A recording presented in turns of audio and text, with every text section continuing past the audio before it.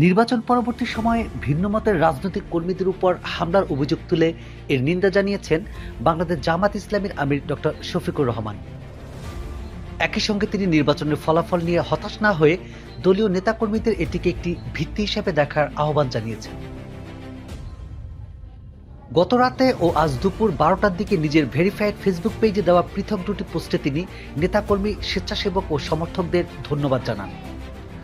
গত রাতের পোস্টে ডক্টর শফিকুর রহমান বলেন, নির্বাচনের ফল নিয়ে অনেকেই কষ্ট পেয়েছেন ও হতাশ হয়েছেন, তবে আপনাদের প্রচেষ্টা বৃথা যায়নি।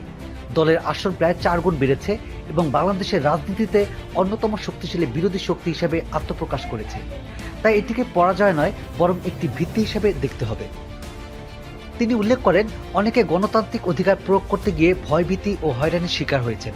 তাদের সাহস দেশের গণতন্ত্রকে শক্তিশালী করেছে বলে তিনি মন্তব্য করেন।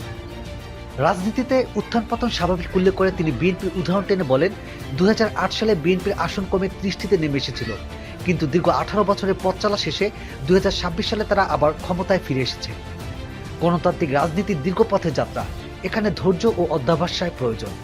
তিনি বলেন, দল হিসেবে জামাতের লক্ষ্য স্পষ্ট, জনগণের আস্থা অর্জন, ক্ষমতাসীনদের জবাবদিহির মধ্যে রাখা এবং ভবিষ্যতের জন্য দায়িত্বশীল প্রস্তুতি নেওয়া। আজ শনিবার দুপুরে দেওয়া অন্য এক পোস্টে ডক্টর শফিকুর রহমান নির্বাচন পরবর্তী সহিংসতার অভিযোগ তুলে ধরেন।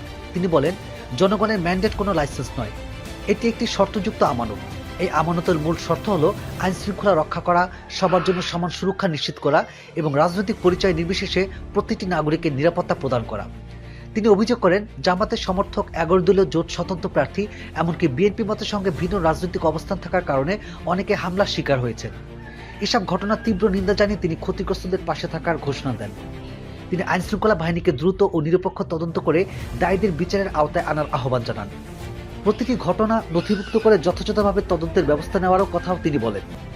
দলের নবনির্বাচিত সংসদ সদস্য, প্রার্থী ও স্থানীয় নেতাদের ক্ষতিগ্রস্ত পরিবারের পাশে দাঁড়ানোর প্রতি নির্দেশ দেন তিনি। প্রয়োজনে ছবি ও ভিডিও সহ প্রমাণ সংগ্রহ করে আইনশৃঙ্খলা রক্ষাকারী বাহিনীর কাছে জমা দিতে এবং প্রয়োজন হলে গণমাধ্যমে প্রকাশের কথাও তিনি বলেন।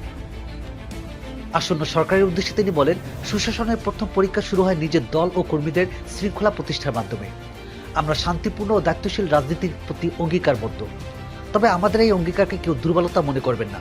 এদেশে আর কখনো ভয়, দমনপীড়ন বা সন্ত্রাসী রাজনীতি ফিরে আসতে দেওয়া হবে না, এই প্রত্যয় ব্যক্ত করে বিবৃতিটি শেষ করেন জামায়াতের আমির। টাইম টিভি বাংলা, সত্যি উন্মোচনের অঙ্গীকার।